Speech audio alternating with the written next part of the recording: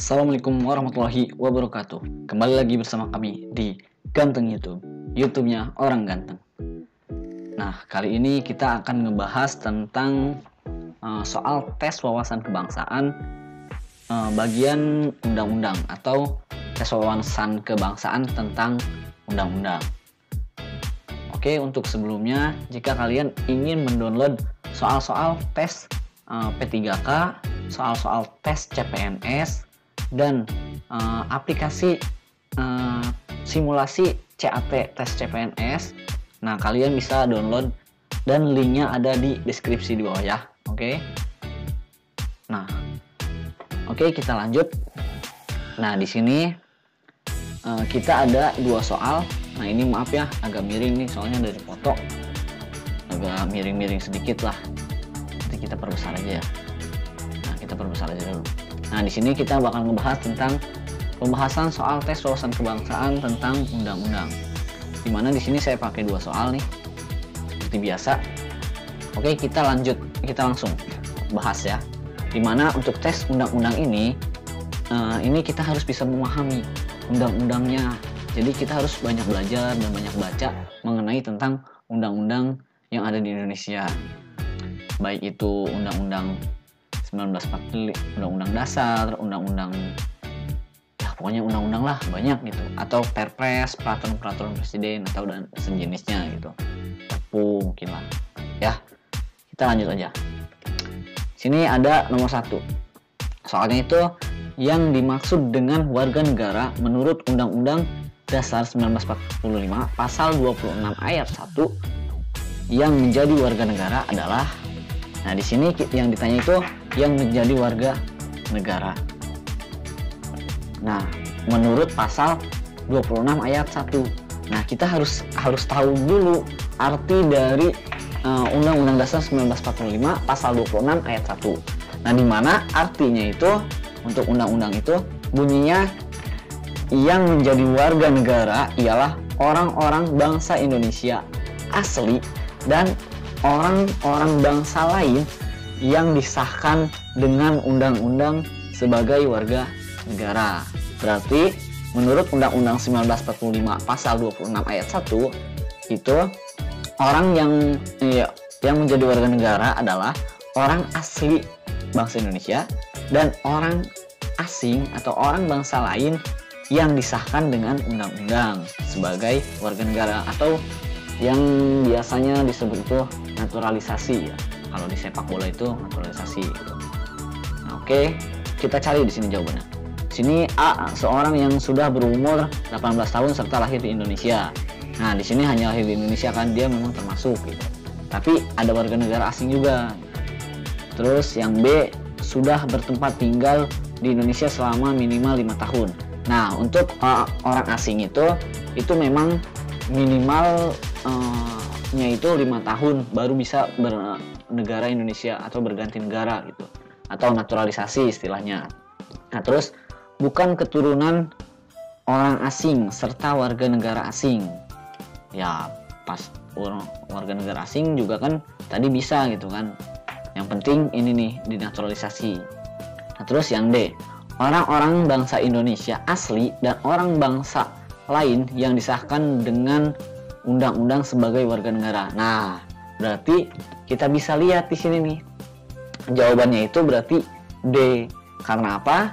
Karena di dalam Undang-Undang Dasar pasal 26 ayat 1 aja udah dijelaskan bahwa di sini tuh sama banget gitu ya. Jawabannya yang menjelaskan bahwa orang-orang bangsa asli Indonesia dan orang-orang bangsa lain yang disahkan dengan undang-undang sebagai warga negara. Dan yang D juga bunyinya seperti itu, orang-orang bangsa Indonesia asli dan orang bangsa lain yang disahkan dengan undang-undang sebagai warga negara. Nah, berarti kita bisa dapat jawabannya itu adalah D. Oke, karena ini gambar kita tandai pakai Photoshop aja ya. Pilih yang bulat, kita tandai. Nah, berarti jawaban kita adalah D. Oke, kita lanjut ke soal yang selanjutnya. Nah, ini untuk soal yang selanjutnya ini masih mengenai undang-undang juga.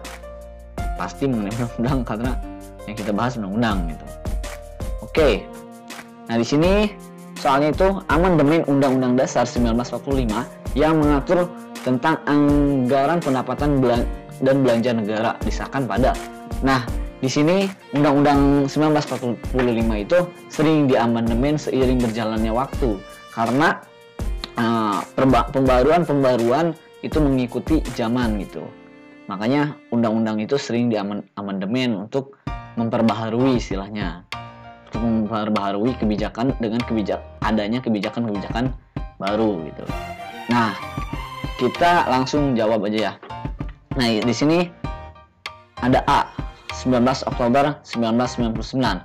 Nah, untuk yang A, 19 Oktober 1999 ini mengatur. Nah, ini undang-undang ini yang amandemen ini bunyinya itu tentang presiden memegang kekuasaan membentuk undang-undang dengan persetujuan Dewan Perwakilan Rakyat. Nah, jadi untuk yang 19 Oktober 1999 ini menjelaskan bahwa bukan mengatur tentang APBN. Nah, tetapi mengatur tentang bagaimana presiden itu memegang kekuasaan untuk membentuk undang-undang dengan persetujuan Dewan Perwakilan Rakyat. Nah, terus yang 18 Agustus tahun 2000. Nah, untuk 18 Agustus tahun 2000 ini juga bukan menjelaskan tentang APBN, tetapi menjelaskan tentang anggota Dewan Perwakilan Rakyat berhak mengajukan rencana usulan undang-undang. Nah, jadi yang 18 Agustus tahun 2000 ini menjelaskan bahwa anggota DPR ini bisa mengajukan rancangan undang-undang dasar, undang-undang gitu, bukan undang-undang dasar. Nah, terus lanjut ke yang 11 Oktober ya. Nah, yang 11 Oktober itu ini bukan undang-undang, melainkan PP atau Peraturan Pemerintah Nomor 90 Tahun 2000 tanggal 11 Oktober tahun 2000. Yang dimana di sini PP ini menjelaskan tentang penambahan penyertaan modal negara Republik ke dalam modal. Jadi ini tuh berkaitannya tentang modal ya. Nah, terus 10 November 2001 coba kita lihat. Untuk 10 November 2001 itu menjelaskan tentang, nah ini di sini anggaran pendapatan dan belanja negara diatur dalam Undang-Undang Dasar 1945 pasal 23 ayat 1 sampai 3. Pasal ini mengalami amandemen dalam amandemen Undang-Undang Dasar 1945 ketiga yang disahkan pada 10 November tahun 2001. Nah, berarti tentang APBN ini di Undang-Undang amandemen Undang-Undang Dasar 1945 yang mengatur tentang anggaran pendapatan dan belanja negara atau APBN ini disahkannya berarti tanggal 10 November 2001 ya. Karena di sini itu amandemennya itu terjadi amandemen Undang-Undang Dasar 1945 yang ketiga dan disahkannya itu pada 10 November tahun 2001. Tapi kita lihat dulu nih yang 10 Agustus itu tentang apa sih gitu. Jadi kita harus paham semua juga gitu kan. Nah, kita bisa lihat di sini untuk 10 Agustus tahun 2002 itu di sini menjelaskan tentang Majelis Pemusyawaratan Rakyat terdiri dari anggota-anggota dan Dewan Perwakilan Rakyat dan ditambah dengan terusnya gitu anggotanya. Jadi di situ tuh menjelaskan tentang MPR dan anggota-anggotanya dan dibantu dengan DPR dan lain-lainnya gitu. Itu. Nah, berarti di sini kita bisa dapat bahwa jawabannya itu adalah D, 10 November 2001. Oke. Nah, berarti kita sudah dapat 2 jawaban. Nah, kita bisa dapat mana ya? Kita bisa dapat. Nah, ini kita sudah dapat jawabannya, berarti yang A, yang nomor 1 itu adalah D, yang ini juga D ya. Oh, sama-sama D ya. Oke, sudah paham kan bagaimana cara mengerjakan soal tes wawasan kebangsaan tentang undang-undang? Ya, mungkin itu saja untuk pembahasan kali ini. Nantikan pembahasan-pembahasan berikutnya. Cukup sekian dari saya. Salam ganteng YouTube. YouTube-nya Orang Ganteng. Terima kasih. Wassalamualaikum warahmatullahi wabarakatuh. Jangan lupa like, comment, and subscribe.